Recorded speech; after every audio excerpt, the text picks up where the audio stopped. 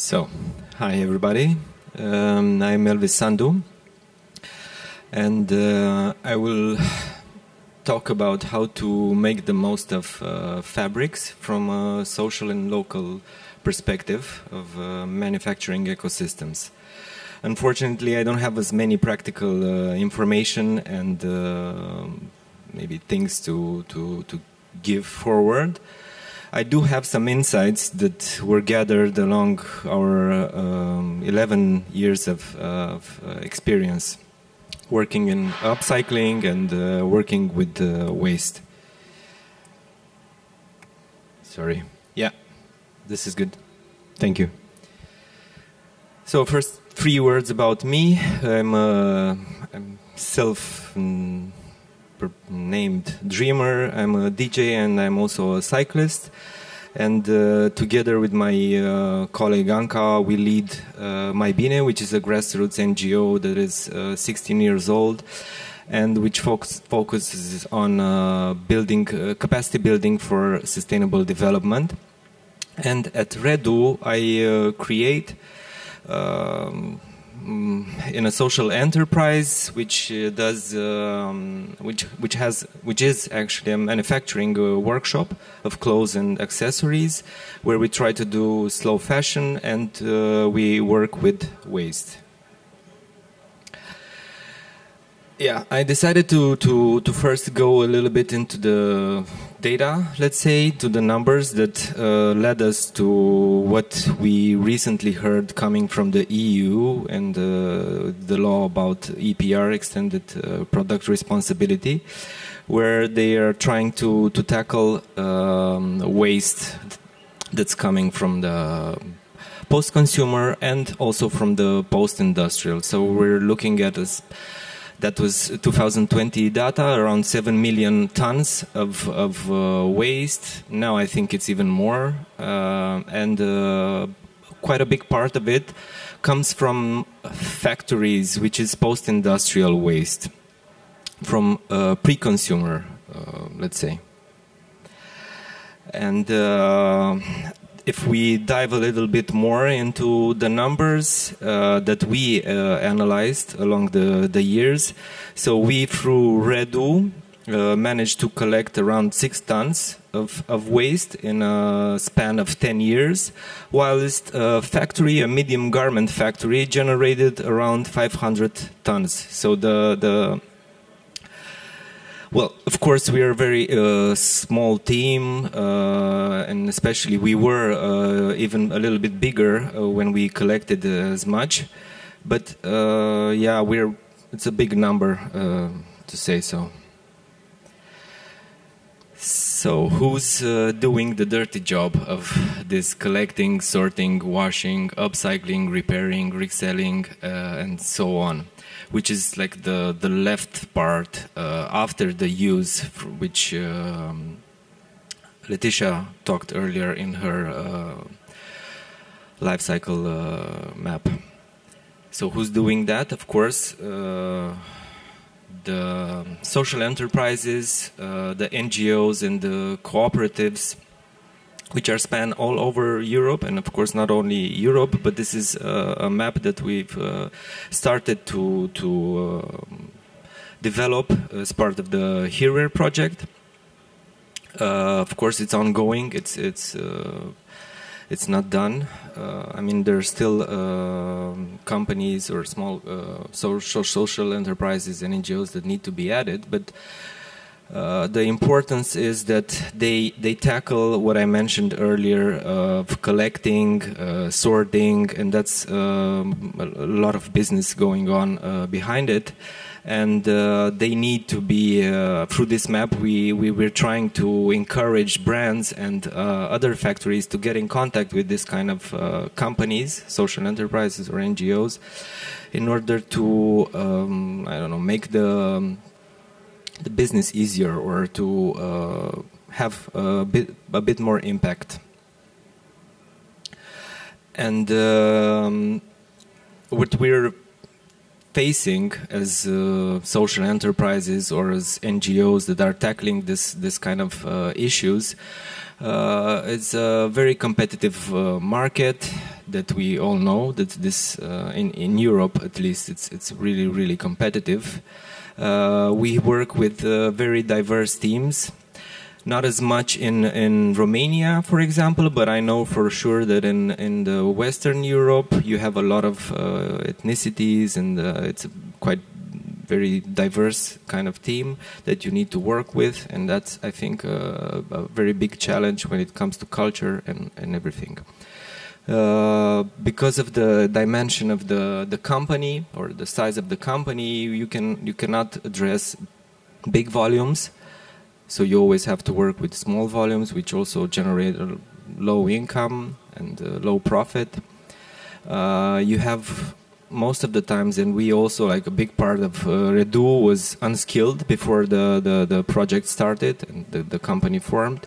But we skilled ourselves. Some of us skilled ourselves while working at Redu, and of course, all of this kind of processes that is collecting, sorting, or upcycling and repairing are very time-consuming. There's not a very automated process, and you can't scale it up to make it fast.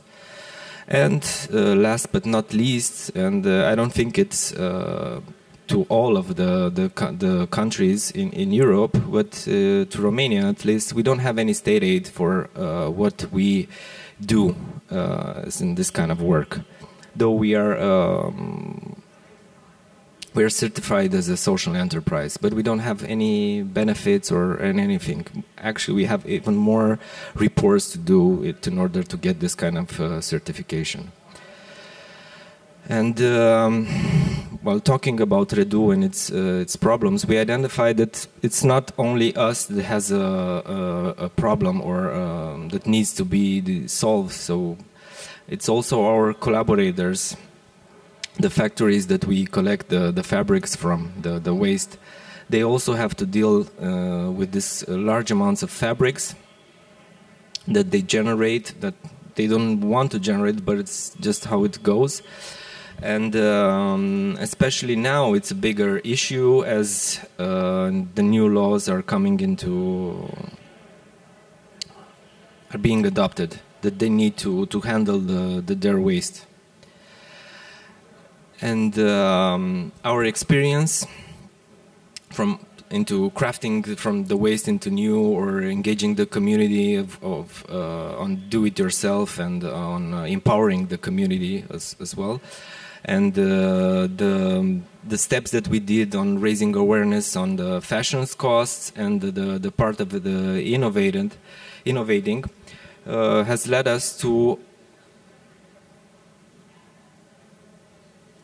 decide on not collecting from the community as much, but to focus more on the pre-consumer post-industrial waste in order to create or to make the business more economically viable, because and you will see later on when I will present the impact that we had with our community, the amount of work that we had to do in order to gather the fabrics, the post-consumer waste from the community. So we decided to have this and to make this shift in order to make our business more viable. And we ended up with a solution, which is a software that we've recently developed through a project. And I will show you a video, a short video, an explanative short video. It's with subtitles. I hope you can see them. Bună! Sunt Elvis Sandu, maker și co-manager Redu și președinte al Asociației Non-Guvernamentale Mai Bine. Preocupată de impactul negativ semnificativ al fast fashion-ului și al industriei textile și încrezătoare în potențialul de ameliorare a acestuia, acum 11 ani, Mai Bine a pus bazele Redu-ului, un atelier de croitorie care transformă într-un mod creativ resturile textile sau deșeurile textile colectate de la fabrici sau din comunitate în produse noi. Numele Redu, a reduce în limba română, reflectă misiunea noastră de a reduce într-un mod creativ resturile textile. Am fost primii din România care au abordat această problemă într-un mod organizat și antreprenorial și prin metoda Triple Bottom Line, oameni, planetă, profit. În cei 11 ani de activitate am colectat peste 6 tone de materiale, o cifră cu care ne mândrim, având în vedere resursele umane și logistice limitate pe care le-am avut și pe care le avem, dar care e infimă în comparație cu cât generează o fabrică de confecții în același timp. Și aici vorbim de 500 de tone. Ce presupune folosirea acestui software și cum funcționează el mai exact? Hai să aflăm direct de la primii utilizatori.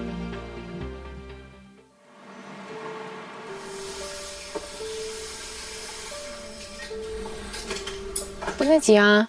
Suntem la Catifation, firmă cu experiență de peste 20 de ani, care lucrează pentru branduri naționale și internaționale, cu accent pe dezvoltare, producție de înaltă calitate, cu o perspectivă de viitor și cu multă muncă pentru a digitaliza procesele, pentru optimizarea întregului sistem. Suntem parteneri în mai multe proiecte, printre care și proiectul Regio Greentex, unde suntem parteneri cu Redu. Eu, Giulia Butucă, împreună cu membrii echipei Catifation, lucrăm îndeaproape la a pune în realitate un gând, o dorință și o necesitate a producției, acela de a elimina waste-urile. Astăzi împărtășesc cu voi și îmi doresc ca ceea ce noi replicăm în producția noastră să ajungă mai ușor la îndemâna tuturor fabricilor, atât naționale cât și internaționale, să utilizeze ceea ce noi am construit și să vadă eficiența reală.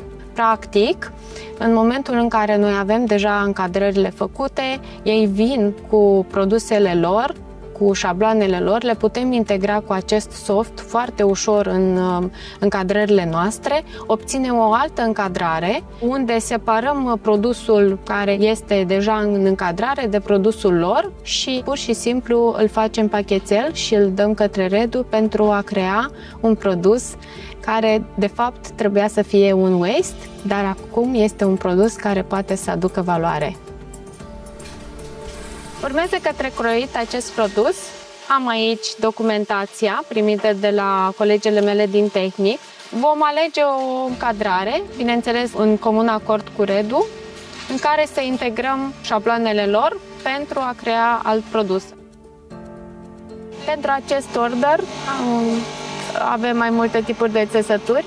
Împreună, bineînțeles că am trimis informația către Redu. Redu a ales doar 2 tipuri de țesături și acum începem prin a integra pentru primul order. Alegem încadrarea deja făcută. Practic, în acest moment, zonele negre, da, sunt zonele neocupate de șabloanele noastre. Am trimis informația către Redu. Redu și-a expus opinia cu privire la numărul de șabloane care dorește să-l integreze în încadrarea noastră. Aici avem rezultatul. Vedem, practic, zonele negre deja sunt ocupate. Asta înseamnă că acest waste este deja generat într-un viitor produs care va genera valoare. Salvăm această încadrare, apoi aducem către plotter. E un nou fișier generat. Observăm aceeași încadrare și o trimitem la plot. Deja încep să se vadă șabloanele deja integrate. Ele vor merge împreună la croit, vor fi separate cu atenție și transmise către Redu. Bineînțeles că eficiența a crescut și digitalizarea și trasabilitatea este la îndemâna noastră. Încadrarea obținută împreună cu pachetul tehnic cu raportul de croit merg către croit. Zero Waste este unul dintre obiectivele centrale ale proiectului Regio GreenTex. Cu ajutorul acestui soft putem planifica producția mai precis și eliminăm acele zone moarte de material care în mod clasic deveneau deșeuri. În plus, avem o trasabilitate mai bună a resurselor folosite. Practic, fiecare bucățică de material își găsește utilizarea, iar impactul asupra mediului este redus vizibil. În primul rând, am reușit o reducere semnificativă a deșeurilor textile, ceea ce confirmă valoarea colaborării noastre în cadrul proiectului Regio GreenTex. În al doilea rând, am câștigat timp și eficiență. Echipele noastre de producție lucrează acum într-un ecosistem digital comun, eliminând etapele redundante. De asemenea, partenerii și clienții noștri apreciază că putem demonstra concret responsabilitatea față de resurse și mediu. Dorim să extindem folosirea softului în linia noastră de producție și o împărtășim și cu alți clienți, colaboratori sau, la fel, producători ca noi. În plus, vrem să consolidăm colaborările cu furnizorii și clienții care împărtășesc aceeași valori de sustenabilitate. Pentru noi, moda viitorului este verde, digitală și responsabilă, iar acest proiect este dovada că schimbarea este posibilă. Se preiau reperele, le ducem în cutie și le trimitem la Redu.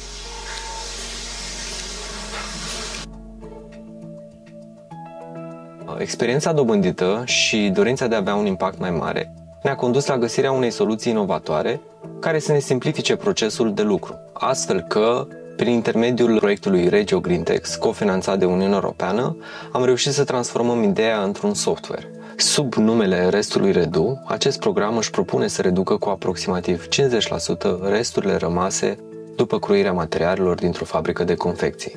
Un procentaj ambițios, dar care vine mănușă în contextul noilor schimbări legislative la nivel european cu privire la gestiunea propriilor deșeuri și, mai presus, în contextul schimbărilor climatice la care suntem părtinitori.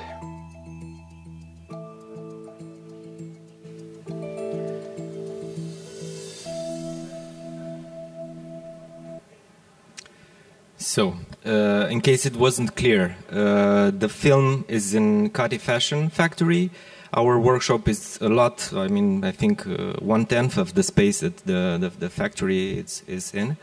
We have a product with us, which is part of Regio GreenTex, and it was made with this software, which actually it's not such a innovative idea. It's something very simple if you look at it and you focus on it, on this kind of issue. And it's just using the spaces and not having them already made into products before transforming them into waste. So it's quite an easy approach, but it wasn't as easy to develop the software to do this. I can assure you of that, and there's a lot of challenges, as we don't have any experience in that. We subcontracted a company, of course, to do that for us. But even as such, the softwares that the companies are working with are really closed and not open to share their files, their extension of the files. So we're hoping to maybe in the future make it more accessible for us to read those kind of files, so that we can not affect the planning of the layouts of a factory. And to give more insight and onto how we reached this point to develop this kind of software, because it's an 11-year time span of our company, I will talk about one of the aspects that helped us to gain more insight into how to tackle this kind of issues, and that is our side of community catalyzing. So through the first project that we had, which was Norway Grants funded kind of project, we had collecting bins installed all over the city, in the neighborhoods, and we informed people that they could donate their used clothing. And we had a lot of used clothing collected. Like every month, we did this for 3 years. The numbers that I told you before are coming from this kind of collection. It was really, really difficult. We had a concept store, which now is in our bistro, and it's a lot smaller. But at the beginning, we had a bigger one with all the items that we collected. After we're sorting them, we split them in different categories, like secondhand or items that can be repaired or parts that can be upcycled. And even the store itself was made out of upcycled and refurbished wood and old bicycles. We had 2 fashion shows and I think 3 collections that were made together with a Norwegian slow designer. And of course, not all of the clothes were made out of old clothes. We also had, we were collecting fabrics from factories as well, as we have not as many now, but we used to have more garment factories in our region. And we also did regular upcycling workshops with the community, where we taught people with no knowledge at all of sewing or how to do that by hand, and to, I don't know, dress any kind of fabrics or garments that they wanted to change and that they didn't want to throw away. Also repairing workshops, and even embroidery. It was all of this kind of workshops were part of getting to the community and reaching out to it and showing it how many possibilities there are to address the issues on fashion and the impact that it has on the planet and the people. We also had flash mobs that we did. This one, for example, is in the Palace. There's a big mall and lifestyle place that was recently made in Iași, and then we decided that this is the perfect place to showcase and to raise awareness about the incidents that happened in Rana Plaza, or to ask questions like, who made your clothes? We also had, for our 2nd year anniversary, we had an art exhibition where one of our colleagues was also an art theorist, and she made an exhibition about, of course, again, about raising awareness on the dark side of the fashion industry, fast fashion industry, and where we showcased cases, real cases that were documented from garment factories not very far from our region, that were also published in The Guardian. And here you can see, I forgot the name in English, it's for babies, but for adults, like diapers, yeah, exactly, diapers for adults that were used by some women in the factories in Romania because there was no time for going to the toilet. I know it's a very incredible thing to hear, but this case is no older than 5 years or 6 years, so. We also had a lot of events that we named them Solidarity Bazaars, where we encouraged people to exchange clothes, where we sold all the second-hand items that we collected from the community. But in order to make this kind of event happen, we had to connect it with other kind of activities, like listening to music, food, or having drinks, and to make it like a social event, and to address the other part of the garments as a side thing. We also had a lot of panels, talks, and seminars that we did with students and teachers, and luckily for us, we even had a very big influence in, because I'm a fashion student I was a fashion student at my university in Iași, and we because of the close collaboration that we had with them, they added to their curricula the zero waste part as a semester theme. And we were also invited to be part of the Clean Clothes campaign. I don't know how many of you have heard about it. It's a very big group of unions, NGOs, and other types of organizers, which focus on putting the spot on the workers, the garment workers from the global south. And they also have offices in the north through which they put pressure on the brands, for example, when a situation like the ones that happened in COVID, or another situation that was in Romania a few years ago. Also because of COVID, a lot of employees didn't get their salaries full, and there was a lot of pressure that was put on the brands that were having their products made in that factory, but also on the state as well, to do more controls, to check the factories more often, and to not close their eyes if the owner is there as well. And we also, through them, we managed to initiate and to form a coalition, a Romanian coalition, under the name of Clean Clothes Campaign in Romania.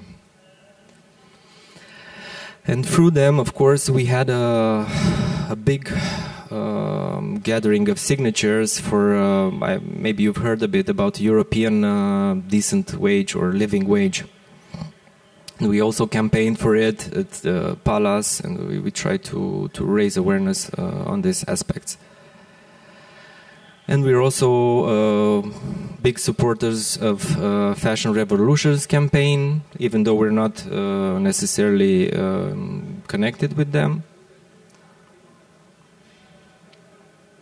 And all of these activities that I just showed earlier put a spot on us, I think, and helped us connect with other businesses and researchers from around Europe.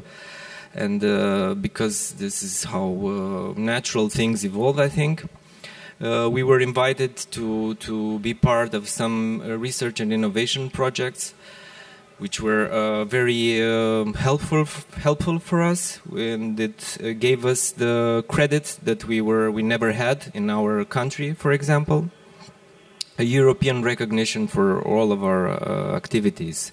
And out of this, I want to mention 4 of them that are really important, which is She Makes, and it was coordinated by Fred. Hereware, the one that we're here with.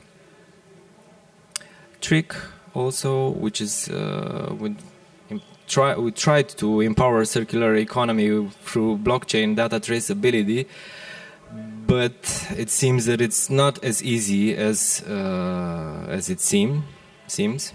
But at least they have some part of the platform that they developed that they could use further on. But it's really complicated. I mean, circularity and everything sounds good on paper, but in reality there's a lot of challenges and things that are concerned about IPs, for example, that need to be tackled, and it's really, really difficult.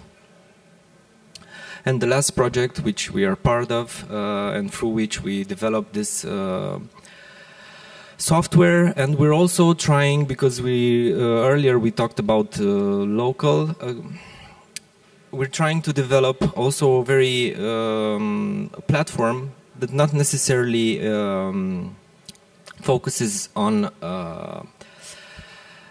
B2B, but at the same time of connecting businesses, but more like a selling of fabrics, very simple selling of fabrics, which connects students to factories without going through third parties. So factories could themselves post the fabrics that they have, like dead stock or bigger pieces that are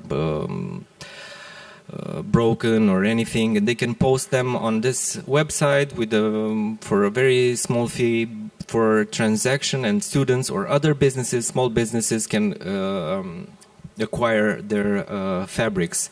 This idea came after, of course, my time in college, when I had a lot of difficulties finding fabrics for the things that I wanted to create. And as Fred mentioned earlier, we also have another social enterprise at MyBine, which is a bistro with local food and that promotes an alternative, different kind of lifestyle. And in it, we have our products that we do, the Redu products, and also other items that support our lifestyle, zero waste lifestyle, like the packaging or the fact that the products are made by other social enterprises. And I've reached my end. Thank you. And if you have any questions.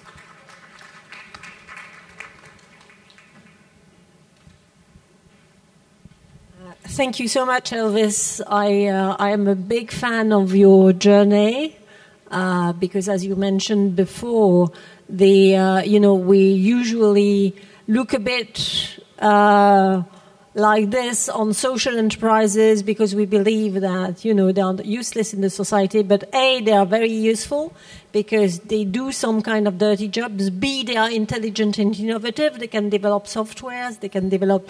And C, they need to collaborate a lot more with traditional big brands and factories to be able to connect and to be able to scale with more certainty and more stability so that they completely fill their mission and their role into our society. So thank you very much. But yes, maybe a few questions. Yes?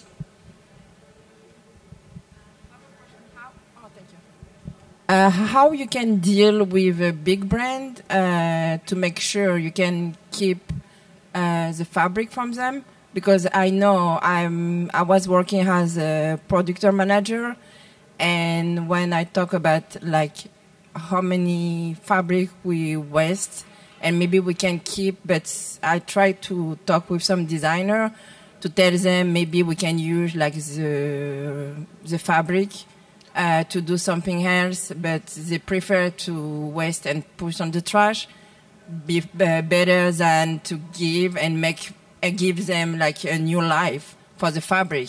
Yeah.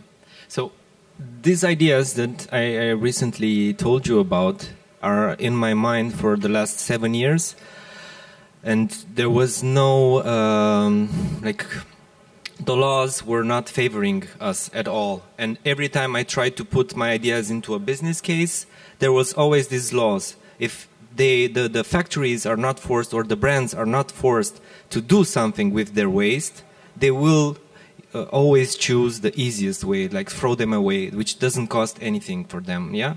So now, when the new laws will come into effect, we could force factories to have to do something with those fabrics. And even with big numbers, we through this software we will try to cover as much as possible. Of course, we're not.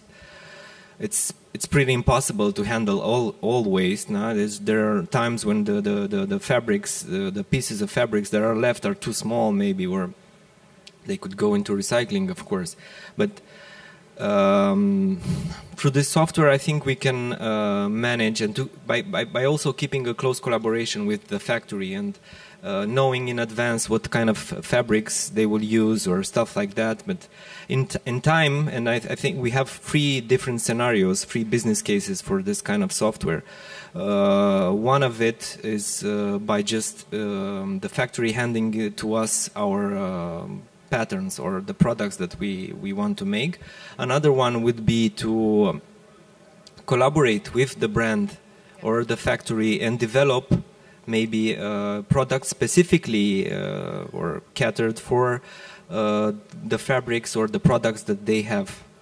So we could adapt, and because we're also, I'm a designer, and my colleague Andrea is also a designer, and we can together we can focus on developing a new line of products, let's say, made out of the textile that was supposed to be waste. Because now it changes the view completely. It becomes waste once it enters the bin. If it's still on the table or it's packed for sending somewhere, it's not waste anymore. So I think for this, I hope that I answered your question. Yes, you do. Thank you.